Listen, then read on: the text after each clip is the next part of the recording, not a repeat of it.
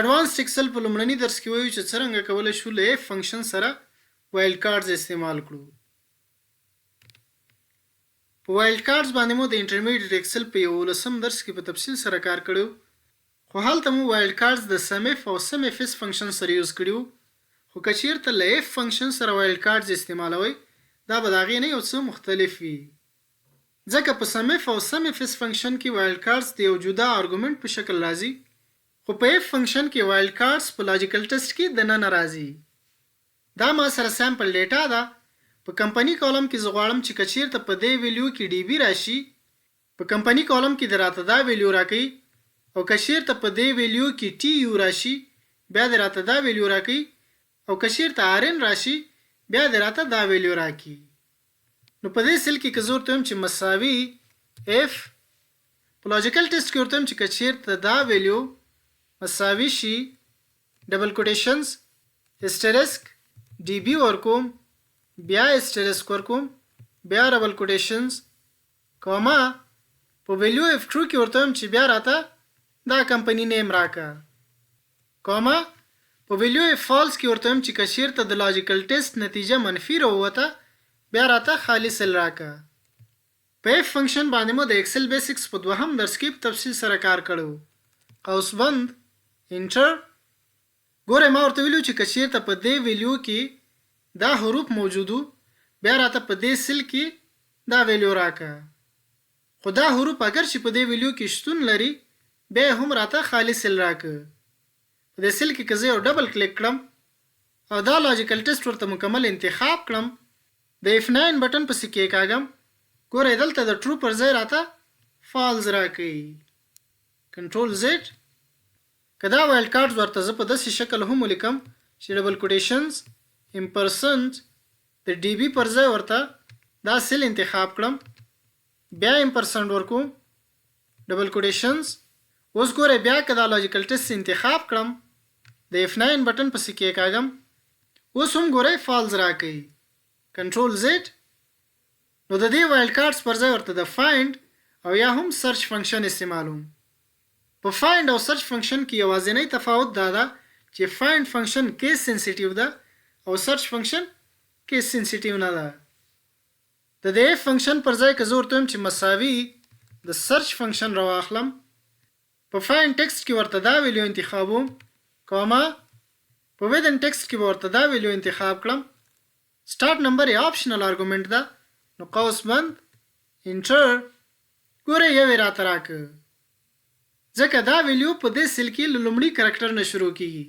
که زه ورته دا ډي بي مینس ته راوړم، دې ځای نه کټ کم کنټرول ایکس، په دې ځای کې ورته وایم چې کنټرول وي انټر. ګوره دلته راته درې راکړه. واپس کنټرول زیډ پسې وهم.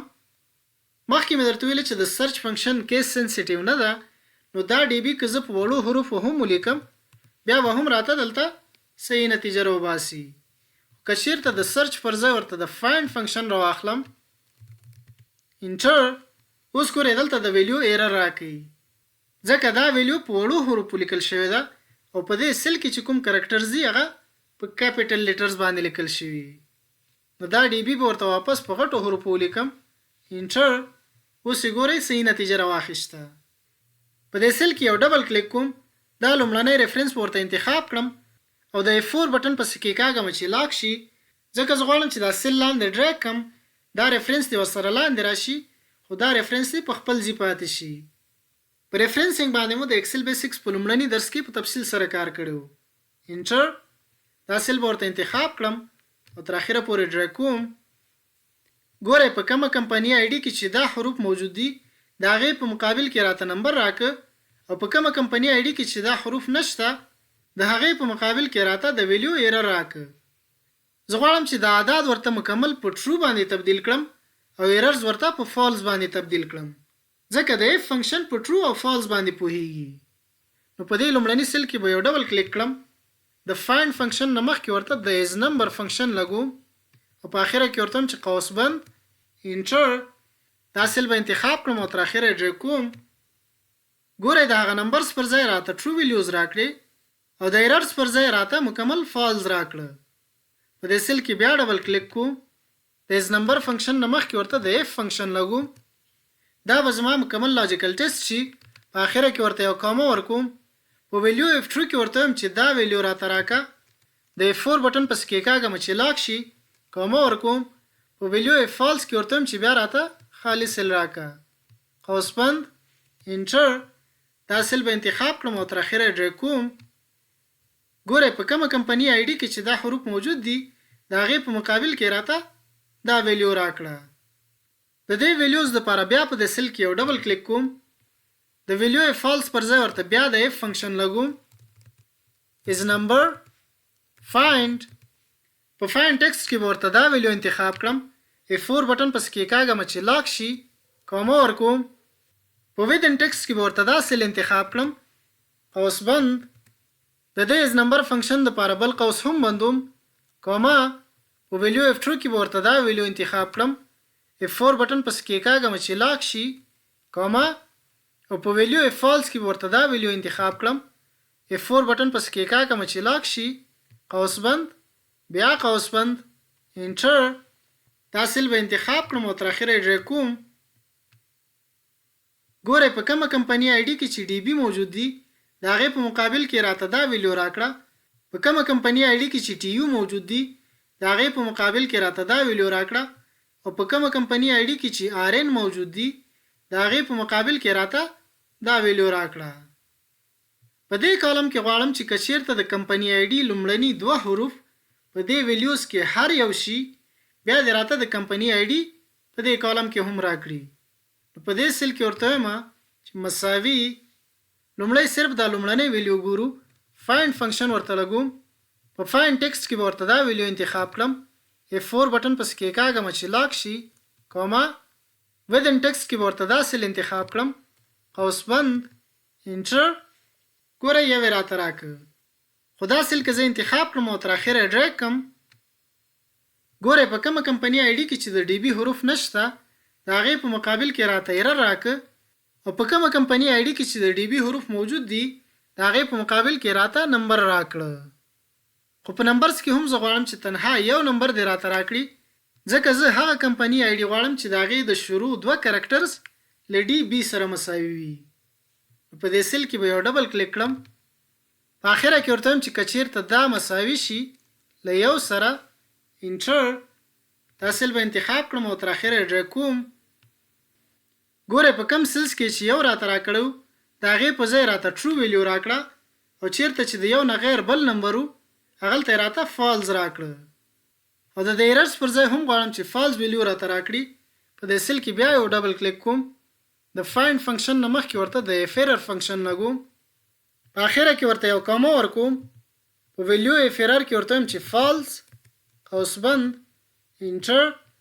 دا سل به انتخاب کړم او تر اخره ډریګ کوم. ګورئ د هغه ایررز پر ځای هم راته د فالز ویلیو راکړه. نو اوس کولی شم چې د اف فنکشن ورته استعمال کړم. په دې سل کې یو ډبل کلیک کوم. د اف ایرر نه مخکې ورته د اف فنکشن لګوم. دا به مکمل لاجیکل ټیسټ شي. په اخره کې ورته یو کاما ورکوم. په ویلیو اف ټرو کې ورته وایم چې دا ویلیو راته راکه، کاما ورکوم. او په ویلیو اف فالس کې ورته وایم چې بیا راته خالي سل راکه، قوس بند، انټر. دا سل به انتخاب کړم او تر اخره پورې ډریګ کوم. ګورئ د کمې کمپنی آی ډي د شروع دوه کرکټرز چې له ډي بي سره مساوي کیږي د هغې په مقابل کې راته همدا کمپنی آی ډي راکړه. د دې نورو دوه ویلیوز دپاره بیا په همدې سل کې یو ډبل کلیک کوم. د اف ایرر فنکشن نه مخکې ورته د آر فنکشن لګوم. تر دې ځایه به د آر فنکشن لومړی لاجیکل شي، کاما ورکوم. په لاجیکل ټو کې بیا ورته وایم چې اف ایرر فایند فنکشن راخلم. په فایند ټیکسټ کې به ورته دا سل انتخاب کړم. F4 بټن پس کې کاږم چې لاک شي، کاما ورکوم. په within ټیکسټ کې به ورته دا سل انتخاب کړم. قوس بند. دا که چیرته مساوي شي له یو سره، کاما ورکوم. په ویلیو اف ایرر کې به ورته فالز راواخلم، قوس بند، بیا کاما ورکوم. په لاجیکل 3 کې بیا ورته د اف ایرر فنکشن راخلم. فایند. په فایند ټیکسټ کې به ورته دا سل انتخاب کړم. F4 بټن پس کې کاږم چې لاک شي، کاما. په within ټیکسټ کې به ورته دا سل انتخاب کړم. قوس بند. دا که چیرته مساوي شي له یو سره، کاما.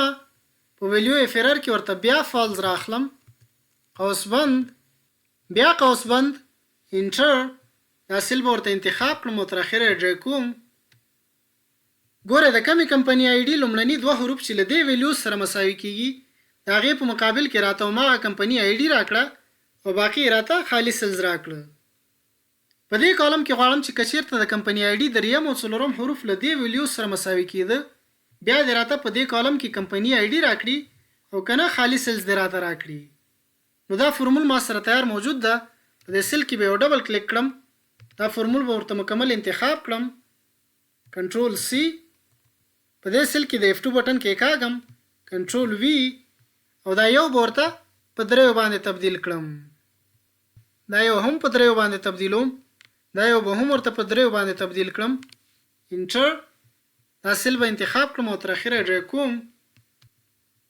ګوره د کمې کمپنۍ آی ډي دریم او څلورم حروف چې له دې ویلیوز سره مساوي کیږي د هغې په مقابل کې راته هماغه کمپنۍ آی ډي راکړه او باقي راته خالي سیلز راکړه. په دې وروستني کالم کې غواړم چې که چېرته د کمپنۍ آی ډي پنځم او شپږم حروف له دې ویلیوز سره مساوي کېده بیا دې راته د کمپنۍ آی ډي راکړي او که نه خالي سیلز دې راته راکړي. نو دا فرمول به ورته بیا کاپي کړم،